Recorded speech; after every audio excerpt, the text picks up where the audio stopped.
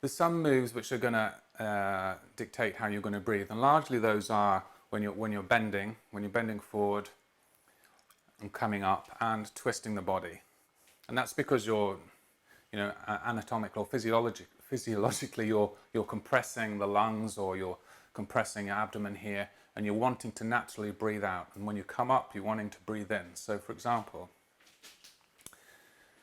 in the first 64 there's a posture where you're looking for food, which is this move here. Okay, so you're bending down and coming up. So the breath there at the top of this move, you've got the breath is in, and then as you bend forward, you exhale, and then you come up. Inhale. So there's some moves where you're bending forward where there's an exhale, and inhale as you come up. So I'm trying to sound the breath for you slightly so you can hear it. So on the way down, exhale through the nose, then inhale on the way up. And it's the same for lots of those moves, like swooping over water. This move here.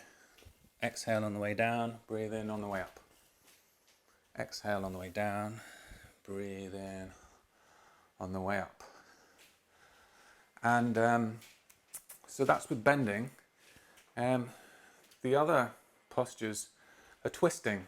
So I kind of, when you're twisting with this move, when you're flying up to the left and right, or even just turning out like this.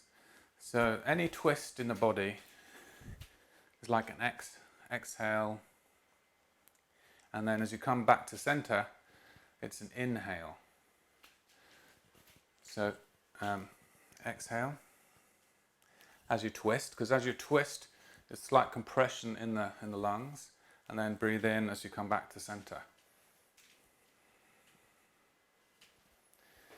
And that can be the same in the Padagong that we've just done.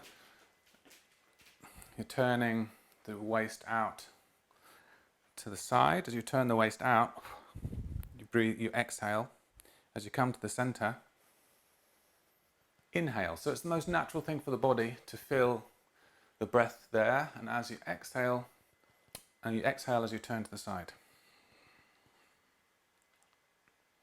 Breathe into the middle. Exhale to the side. So that's another example. So you've got the bending down, exhaling, coming upright, inhale, twisting to the side, exhale, coming back to center, inhale.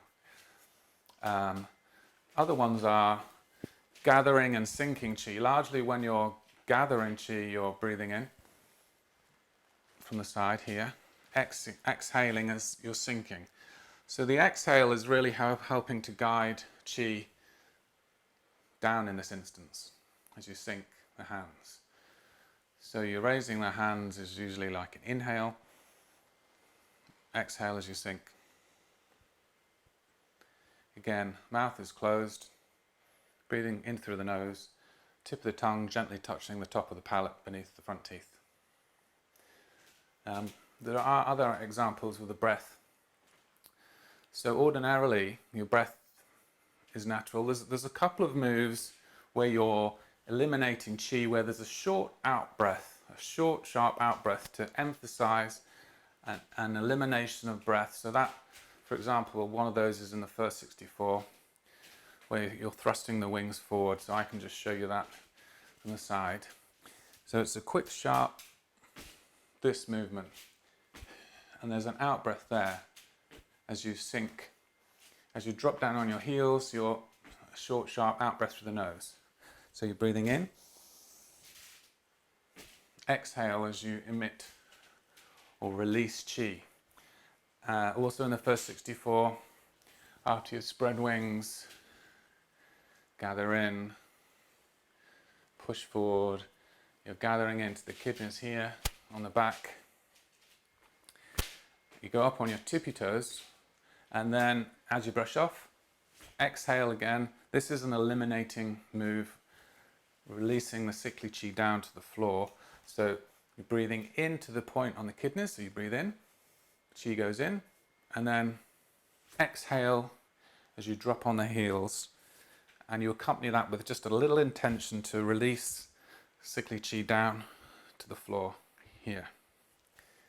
So you gather in, so there's a breathing in, breathe in, and a quicker exhale. So there's a couple of examples where the breath is a more quicker, sharper out breath, or exhale through the nose. So yeah, that should set you, give you some help with the breath.